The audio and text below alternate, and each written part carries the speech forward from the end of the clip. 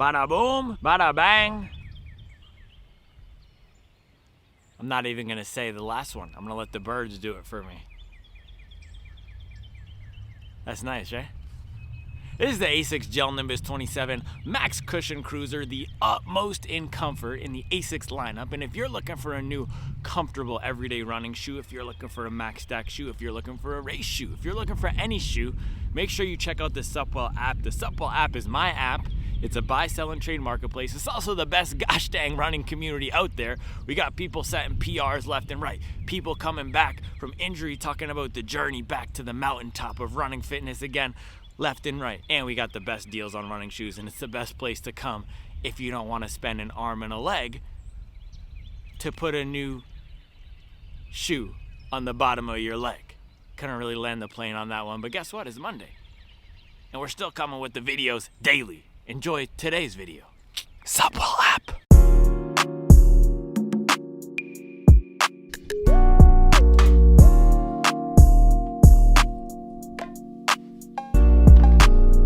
Mustard on a beat, bro. Stack City, stack city, stack city, stack city. Trick. You remember that song? Tyga? Shout out Tyga. Tyga putting in work. He used to have bangers on deck. All right, this morning we have the Asics Gel-Nimbus 27.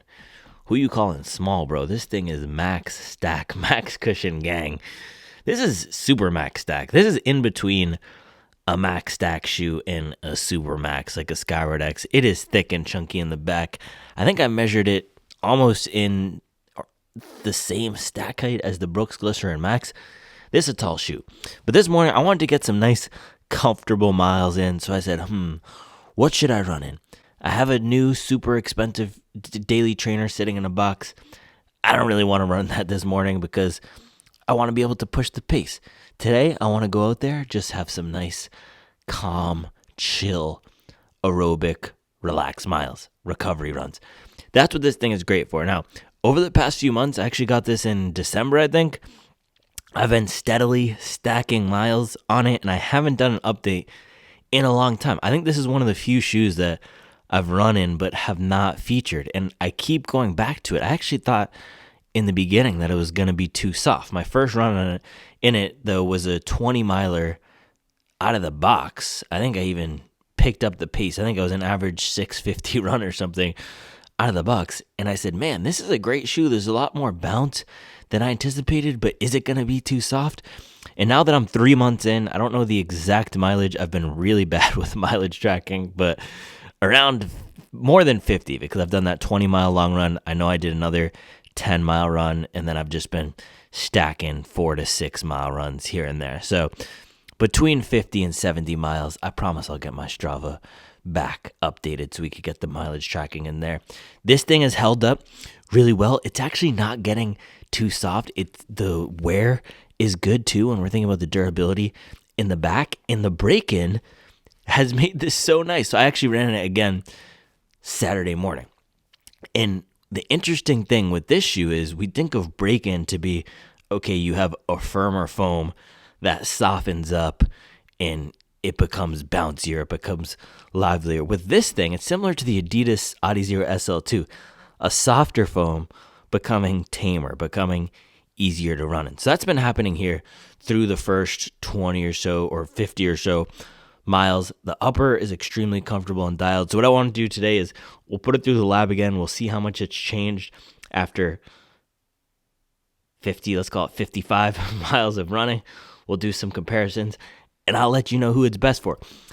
I have to say right off the top here, out of the gates, this is a weirdly underrated shoe, and I'm not sure if it's because of all the other hype Asics shoes that are out there, or maybe the Nimbus is in that Clifton Bondi category now because of the Nova Blast and the Super Blast. Also, the Glide Ride Max is the newer, trendier shoe, but I have really enjoyed this shoe so far. One of those shoes, like the Glycerin, even though Brooks did mess up the Glycerin, but like the Clifton, like the Bondi, like the Nike Pegasus, one of those shoes that the brands don't change a lot. This is still a cushioned cruiser, but it has some more oomph than you might expect. All right, let's put it through the lab.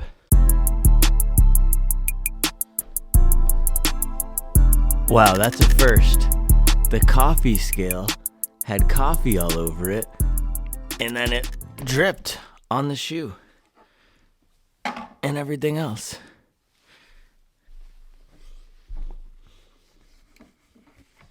All right, so weighing in the Nimbus here. So far through the first few months of running, I've really enjoyed this thing for daily miles. And it's not just a slow plodding cruiser is the interesting thing. I actually think it's faster than a shoe like the Bondi, which I really liked. And that's why this got buried in my coverage initially, is because I was running in the Bondi a ton when I first got this, loving that shoe. I still love that shoe. It's just once I get something up to 100 miles, I move on and I test other things. This was one that it hit at a weird time. I was testing the Bondi. I was doing a lot of relaxed miles, but I was trying to get miles on the Super Blast. I was trying to get miles on the Nova Blast, and I was trying to get miles. Should I say it again? On the Bondi. So I think for a lot of people, this also just got buried in the coverage and the other releases, and people aren't considering it because it's a more traditional shoe. But I don't know. Let's talk about the specs. 316.5 grams in my size, 10.5 US men's. It also fits slightly longer and just roomier in general than a lot of the other shoes in a 10.5, which I like for this type of a shoe. I don't want a really snug, tight fit on my max cushion cruiser. If it's a race day shoe, I can appreciate when the upper is locked down and narrow. I like that this has a wider fit. Now, if we compare that to the Hype King, actually this is the Hype Prince of the Asics lineup, Nova Blast 5. This thing is 271 grams. However, this has a different type of foam here. This is the FF Blast Max foam. This foam is more tuned for soft bounce, whereas FF Blast Plus here, this is the impact absorption foam. This is tuned to give a nice, oh gosh, still got coffee on the upper. This is tuned to give a nice, soft, comfortable, smooth ride. And then you also have the gel unit in the heel in the back. You see pure gel. Now, a direct competitor to the Nimbus 27 would be Nike Vomero 18, another shoe that I really enjoyed. And this thing comes in at 325 grams. These shoes are actually really similar purpose. The Vomero 18 got way more hype. I actually think Nike and Asics are the two hypest brands for runners out there. Anytime a new Asics releases or a new Nike release, people get super excited about it. Other than the Cumulus. No one got excited about the Cumulus 27. But on paper, the Vomero 18 should be the more exciting shoe. You get this huge Zoom X stamped on the side. However, in reality, the Zoom X is a top layer here, and because of the foam that they've decided to use on the bottom, React X, this thing isn't as explosively bouncy as you might expect. It's more of a solid cruiser. Impact absorption is the name of the game. There's no bounce here. There's not a lot of rocker. It's a nice smooth ride. I actually put it on the top 5 daily trainers or daily trainer power rankings because a lot of people were getting it and a lot of people were liking it because they said, hey, this is a nice change from the Glycerin Maxes of the world, from the New Balance more V5s of the world. It's not super soft and squishy. It has more rigidity to it. It's not going to bottom out under my weight. That's how I've been feeling about the Nimbus 27. While this is still on the softer side, I actually took this out to do some sprints a few weeks ago. So 327 grams, or 316 grams, which is lighter than the Vomero 18, but I was flying in this thing. I was hitting 340s and 350s. So it does have some good range. It's got a nice rocker up on the front. It's a really comfortable, versatile ride because of the construction. Let's throw it through the Stackerator 5000.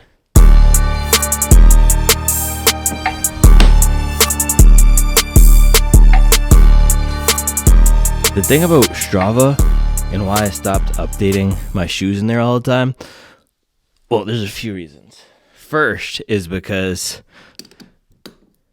I don't like to put in my shoes until after the video is up. That's what I do. I run, and then I post the video, then I update the shoes. Second, Strava is just getting tons of free promo from me. I already put up my runs on Strava all this stuff. So I don't know. You also can't put in 2 different shoes in one run. So I'm thinking I might build my own app. We're going to call it Mileage. You can put multiple shoes, assign multiple shoes to one run. You can have your whole roster, your rotation in there. Of course, you'll have run tracking. It's going to be great. So stay tuned for that. Maybe I'll just start tracking my shoe mileage in there and just leave Strava altogether. 40.5 millimeters. So this thing is max stack. This thing is max cushion, gang. Look at that. 40.5 millimeters on the left side, even after 50 to 60 miles of running. I also have put some casual use on that. 2 or 3 days of a few hours of casual wear. I took it to Christmas Eve church service. By the way, speaking of church, somebody called me a Judas on Instagram. They called me, the level of hate on Instagram is just way different. I think people feel even more anonymity, but somebody called me, they said, don't listen to this shoe Judas. And you know why? Because I was saying something negative about the Super Blast. I got called a Judas. Oh gosh. All right, 40.4 on the Vomero. So you can see very similar with the stack. And let's go over to Nova Blast 5 here. I'm actually going to pull down the Glizzy Max because that's one of the most similar shoes to the Nimbus 27. Yeah, this thing is super low. Nova Blast 5 comes in at 35 millimeters. Let me get the Glizzy Max and let me go get the other Nimbus so we can do a QA check on both sides here. Yeah, also now that we're doing the Instagram, go follow the Instagram. The comments of, this guy doesn't know what he's talking about. This guy, who does this guy think he is? He doesn't know what he's talking about. 39.7. I said, bro, it's the Don of the Max Cushion gang. I'll pull up with the Syntec ruler and get you whacked. 39.7. So that's the crazy thing about the Nimbus. You have more stack than in a shoe like the Glycerin Max. The other thing that I think the reason it's not super hyped is because they're still using the FF Blast Plus foam in there. And they've been using FF Blast Plus for years. How many years now? 4 years? 5 years? I don't know. So it's the same foam. Midsole updates are really what get people hype about a shoe. That's why everyone was hyped about the Glycerin 22 complete brick, right? Versus this thing. If they said this was FF Blast Maxoid, people would have been excited, but it's still FF Blast Plus. So people aren't that excited. But not every shoe needs to be hyped. I just think with the shoes like the Bondi and the shoes like the Nimbus, they get overlooked sometimes because they're not the new models, and a lot of runners can still benefit from them. And when this did receive the big update, that was for the Nimbus 25, people were excited about it, but 26, 27 have been, I don't know. I see people in the real world with them, right? But I think the shoe sickos just think this is, I don't know what the shoe sickos think. If you're a shoe sicko, let me know. Why is this weirdly not hyped? Weirdly underrated. Who does this guy think he is? Angelo? 41.9 millimeters on the right side. So minor variation there. Let me get one more measurement on the left. 40.5 on the left. So there is 1 millimeters worth of difference there. That's not insignificant, but it's also not significant. Let me get a QA check real quick with the weight.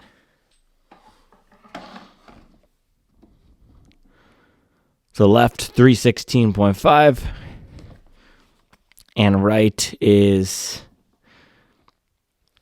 313 or 314. So a few grams difference, 1 millimeter difference. Not huge. I do have to say, just looking at this after having it for a few months, putting it through 50 to 60 miles of running, still in really good shape. That's another thing you're going to be getting with a Nimbus and with these Asics shoes in general. They are really well built. This is no exception. It also just feels great on foot. I can't wait to put it on, do the fit and feel. But yeah, the foam was holding up great. You have some break-in lines here. The upper is in great shape. and the rubber is in great shape too. You have the Asics grip here, which is the good rubber. So overall, solid shoe, holding up well on paper in the lab. Let's put this puppy on and go for a ride.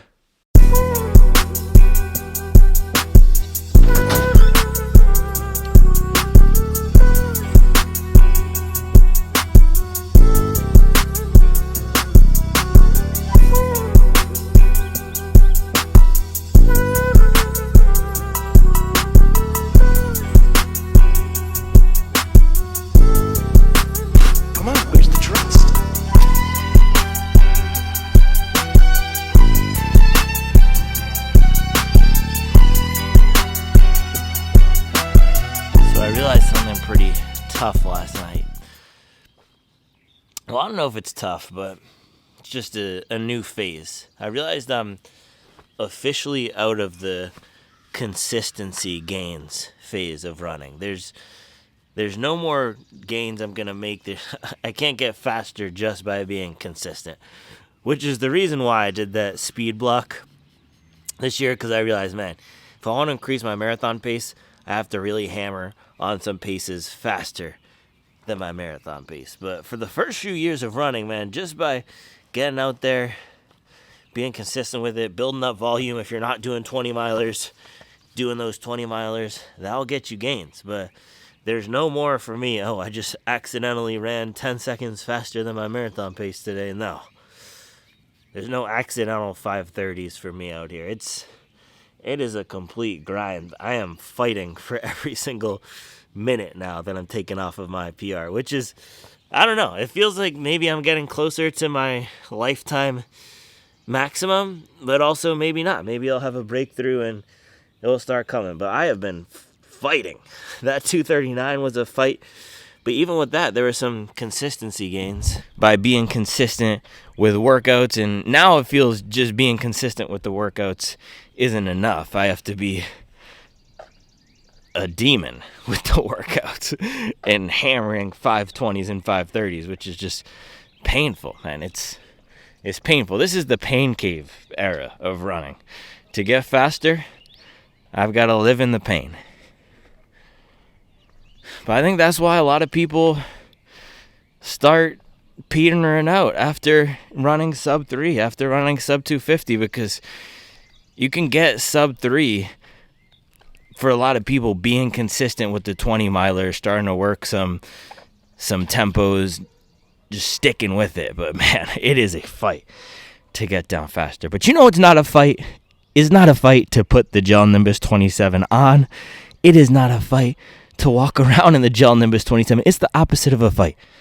Think of something extremely violent in your head, like a baboon clawing down mangoes from a mango tree. I don't even know if there's mangoes and baboons that coexist in the same environment. But imagine that, and then think about the opposite. Think about the nectar of that mango being freshly squeezed into a cup, a nice glass. That's what this feels like. Walking in these is like a nice, chilled, thick, sweet glass of mango juice. These are so smooth and comfortable. I feel nice and protected from the ground. And the thing that I was worried about when I first got them was that these would be too squishy, too mushy. That's not the case. These actually have great support. I'm not fighting against the foam at all. And it might be because a lot of the newer shoes, like the Neo Zens of the world, and even the Glide Ride Max, which I have I've learned is way softer than this. They're all going in that mushy, squishy direction. And that's the reason why I've been loving these and why I want to highlight them again, because I'm seeing this thread pop up of a lot of people saying, hey, I like Max Stack. I'm Max Cushion Gang. I like the additional protection. I don't love the way the market is going with super soft shoes. This is not a super soft shoe, so this might be one to consider with the Vomero 18s of the world, with the Bondis of the world. So, man, super comfortable. The fit is great. I have enough room here. This might even be long for some people. My toe stops right here. I think it stops closer up to the front in most 10.5s, but I like this. This has a comfort-oriented fit.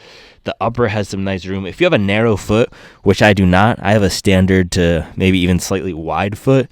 If you have a narrow foot, this might be too wide for you. But, man, this is a great wide base, comfortable shoe. So comfortable. So with that, let's get today's run in. I'm not even going to put a mileage target on it. I'm considering taking a down week. I've been feeling trash from these workouts, so we'll just see how I feel. But nice, good morning run. Let's do it.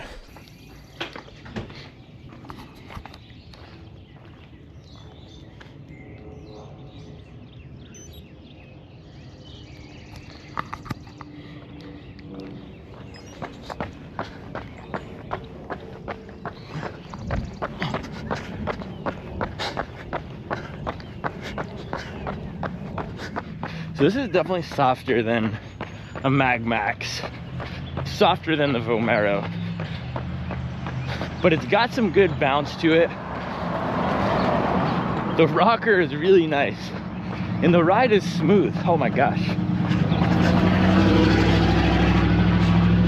Bro, that truck gets me every time. It's got about 7 different pieces on it from different trucks.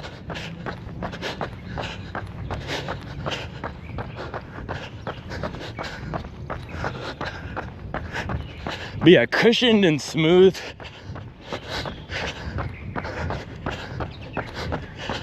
Comfort here is top notch. That's the crazy thing about running though, with the consistency stuff. It gets harder to get faster as you get better. But that's why people start chasing marginal gains, start chasing 1%, 2%. Speed improvements, doing all sorts of wacky stuff. You're not gonna catch me doing wacky stuff though. I'm gonna be standing on business, stacking mileage, getting after it still, even though it's getting harder. Bro, Grant told me, I don't even know if I should say anything about this, but I'm gonna do it anyway. Grant told me he listened to something and one of these other guys was taking Ozempic to get faster.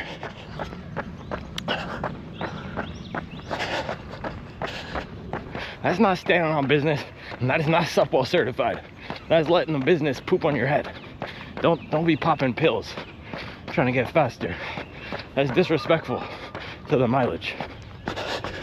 I guess some people feel like they've exhausted all their options, so they turn to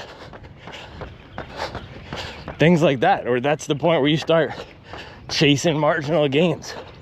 But man, if it ever comes to the point for me where the only way to get faster is to pop a pill, or if I feel that's the case, that's when I'm retiring, starting Supwell Golf. Because the entire reason I got into this game was for health and enjoyment, and for self-improvement and chasing a better version of myself. And so if the means to get there, to get faster,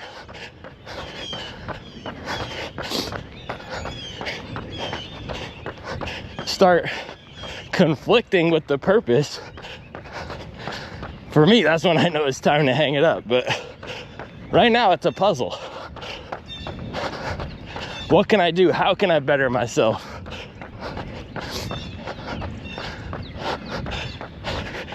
And also chip away at the marathon time. That's why I like it. And it's not always fun. But solving the puzzle of figuring out how to improve on the last version, what I did before, is rewarding. Boys popping pills for one. I'm fired up. I'm gonna turn this thing off. Dog, if you run a PR after taking an Ozempic, that's not your PR. That's Big Pharma's PR. You don't own that.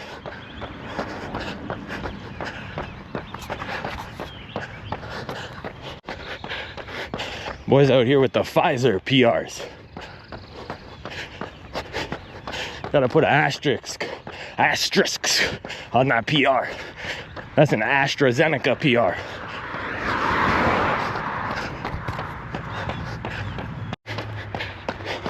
You know what Ozempic does? This is why this stuff ticks me off so much. This is what Ozempic does in GLP-1s.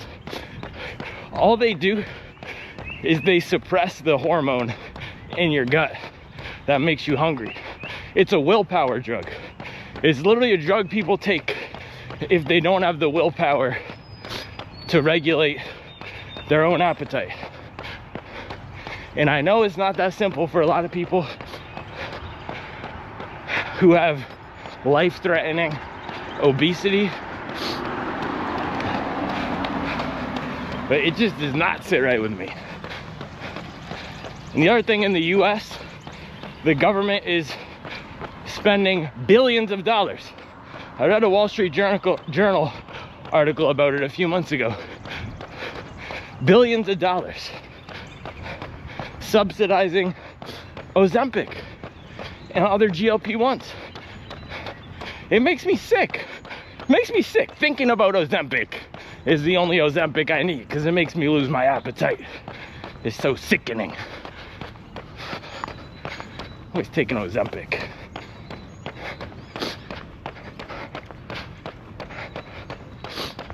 Mileage! Isn't Ozempic an injection too? It's not even a pill. Boy's shooting up to get faster. Goodness gracious.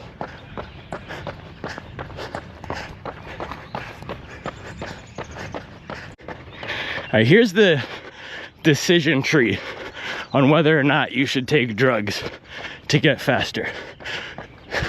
Will taking drugs to get faster give you the chance to get out of dire poverty, potentially improve you, your family, and your community's living for multiple decades, and change the course of many generations? Maybe you should consider taking drugs to get faster. If the answer is no, then no. I know they want to call it a rant. It's not a rant. It's a soliloquy. Look it up, bro. Soliloquy. So on the other side of this loop yesterday, on the way back, I got chased by a giant dog. And this house has a few dogs. I've also run by it hundreds, if not thousands of times, because it's on my, if I do at least 6 miles, I'll run by this house. And I can't even count how many times I've done that over here. At least 700 times.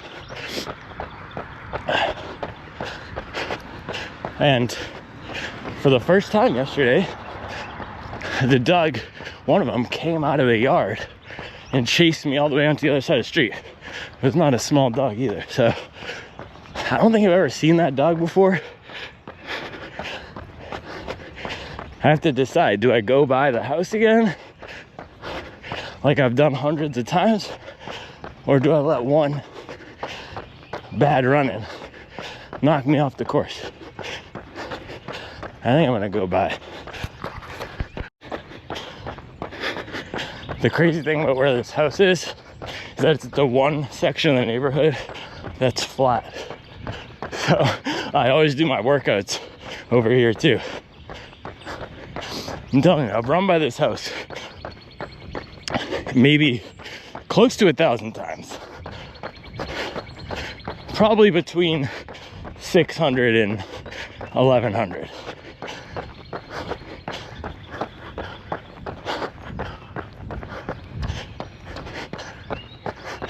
All right, if it comes today, I'll just never do this again, I guess. But I'm gonna stay all the way to the other side of the street and take it slow. But here's the thing, now I'm just gonna be scared every time running past this house.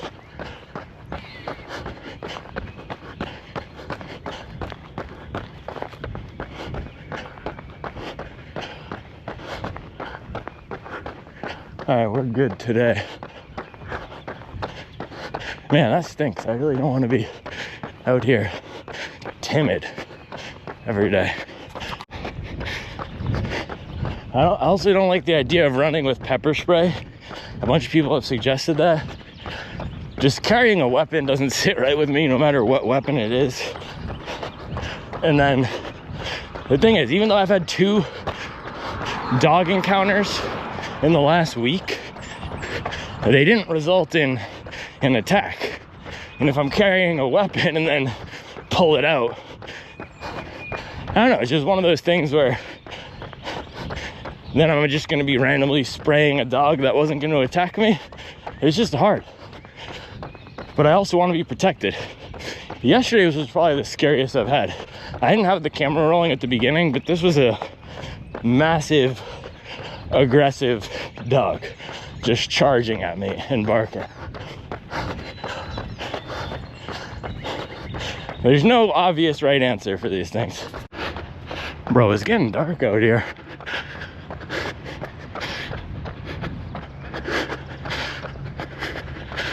Government probably heard me talking bad about Ozempic. Turns out it was not the government coming to abduct me. It's just rain. Oh, aggressive rain. Oh my gosh. I'm gonna throw down a few strides in this, see how good this Asics grip really is.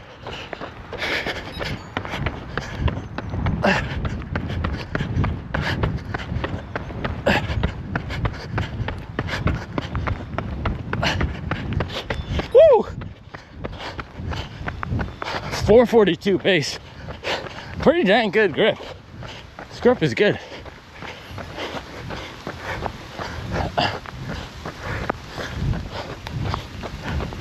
Oh man, it is coming down.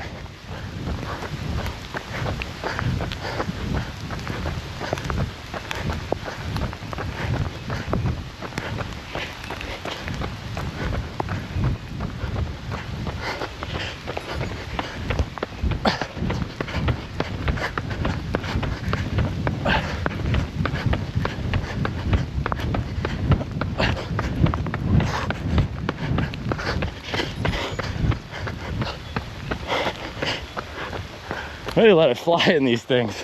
These are surprisingly fast. It's crazy. Moving out here, man. Just hit 417 pace in the NIMBY. Yeah, grip on these is really good. Unreal. Look. You can hear that sticking. That's the good Asics grip.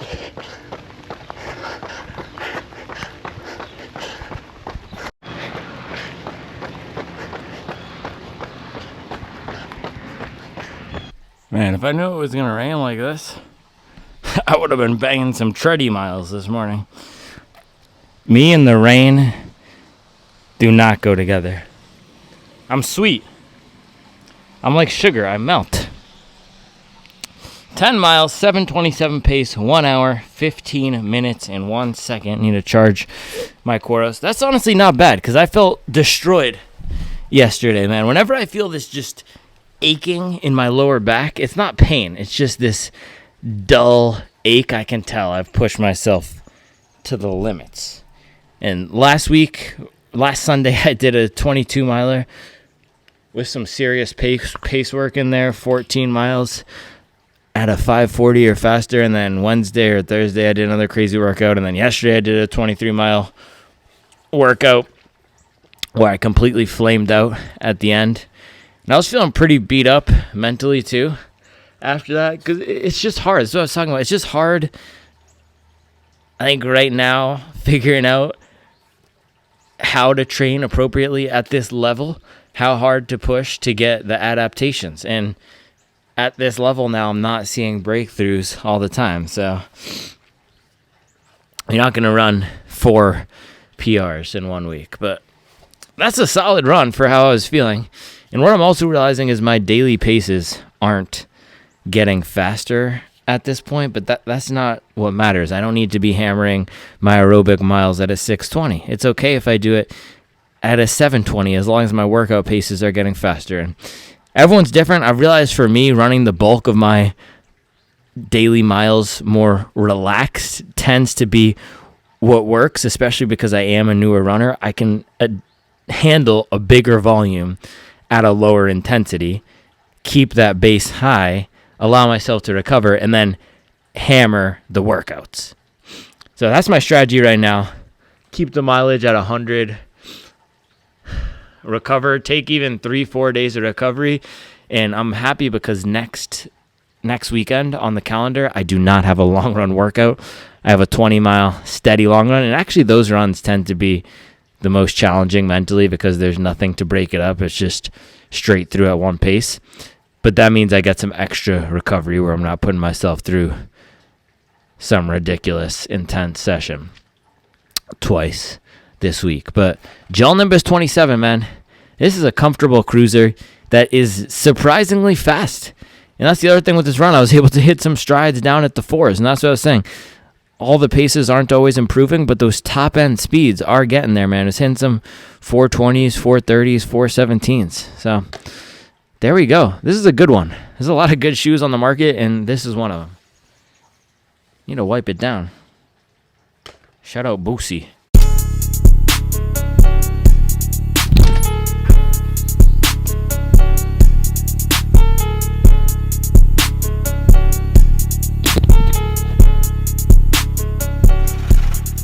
Yeah, that's an elite colorway right there. Look at that mustard, turmeric. I think they actually might call this turmeric. No, that was the offset today.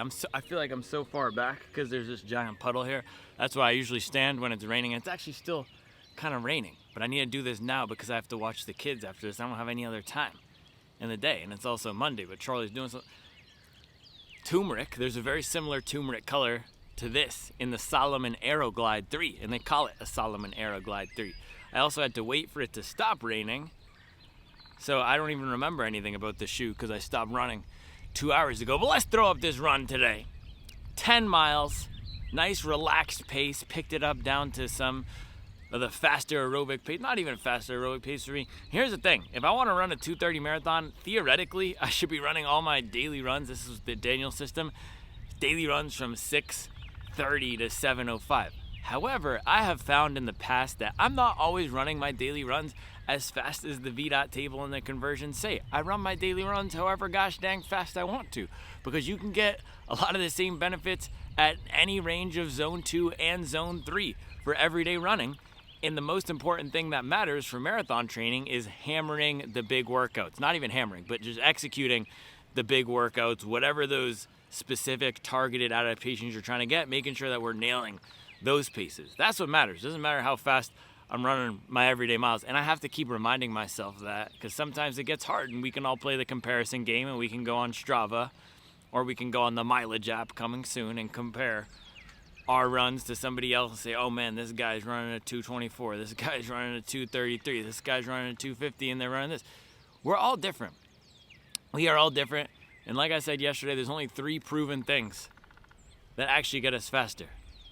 Mileage, consistent mileage over time, fueling well, and positive self-talk. And with the consistent mileage over time, we do have to increase the pace of some of that mileage and run closer to race pace to make adaptations. Anyway, Asics Gel-Nimbus 27.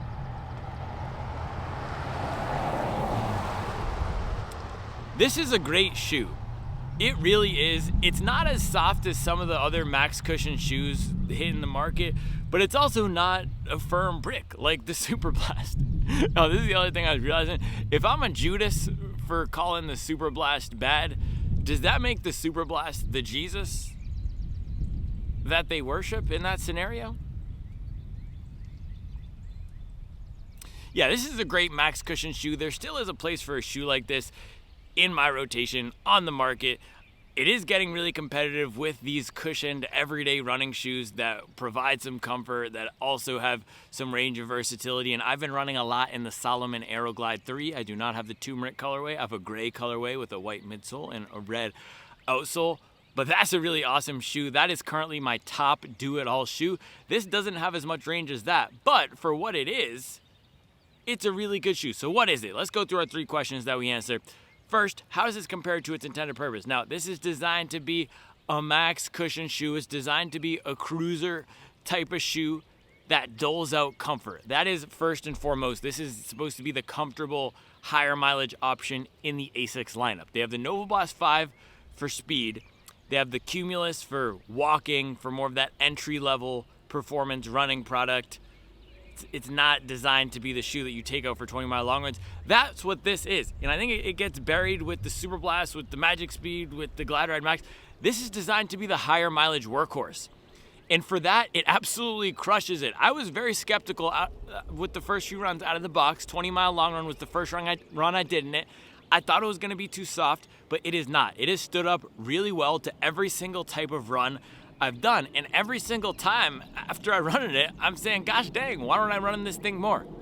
The reason is there's just a lot of good shoes on the market, which brings me to question number 2. How does this compare to the other shoes in the category? Now, it is $165. You have the Bondi, you have the Vomero, that's $150. You have a lot of max cushion shoes, and you can even put this up against the Mag Max and the Glycerin Max.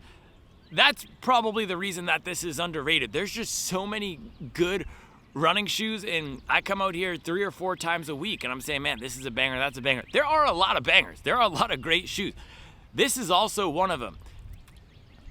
The weight isn't the lightest, right? It's not going to be as light as the Super Blast, but it's so smooth, cushioned with really good bounce, above average bounce. It feels bouncier to me than the Vomero. It's right up there in the same category with the Vomero. Difference is, it actually stands up really well to time on feet. So that's going to be the differentiator with this versus those other shoes in the category. More than the Bondi, it stands up better to longer time on feet. It feels lighter than the Bondi. Even though it's only 10 grams lighter than the Bondi, it feels, actually no, it's 20 grams lighter. And you can feel that out here. It's also bouncier than the Vomero with a similar stack. And the cushion is good. It has not bottomed out. So that's how it compares to the other shoes in the category. Now, compared to the other shoes in the market, if you're going to put this up against the Mag Max and the Glycerin Max, decent value at $165. It's lighter than the Mag Max. It's lighter than the Glycerin Max with the same comfort and more range. I won't say it has more range than the Mag Max. Maybe. So the thing is, for this run today, let's throw it up again. 10 miles with some strides in here. I had no problem getting down to 420, 410 pace, ripping strides. And it was also pouring rain, right? So the outsole grip here is fantastic. This is the Asics grip. And by the way, I checked Strava. I had 51 miles plugged into the Strava before the run. So this would have taken it to 61 miles. I might have missed some miles here and there. So what I said earlier was accurate. 50 to 70 miles at the most. This has 75 miles on it. If that's accurate, then it has 61. But between 50 and 100 miles, outsole's holding up really well. The grip is fantastic. This is really good wet weather grip. Just as good as the Super Blast, just as good as the Adidas and Puma shoes. Asics knows how to make a good grippy outsole. They just don't put it on the Nova Blast for some reason. But I had confidence running fast in this in the rain. It's one of those shoes that gives me confidence to do a bunch of different types of runs. I could do long runs in it, 20-mile long runs, and you have to also consider this, right? Most people who are doing long runs, they're not doing 20-mile long runs. They're doing between 6 and 10-mile long runs for most people who are training for a half marathon or running for the pleasure of it, for the joy of it, which is why I run, which is why I went on that soliloquy earlier, right? I'm not going to do anything to improve my running that's at odds with my health, because that's the entire reason I do this, is for health and enjoyment. And I think for me, once it starts becoming unenjoyable to get faster, or I have to compromise any areas of my life too much to get gains. For example, if I had to give up cake and sugar to get faster, I don't know if I would do it. I really don't.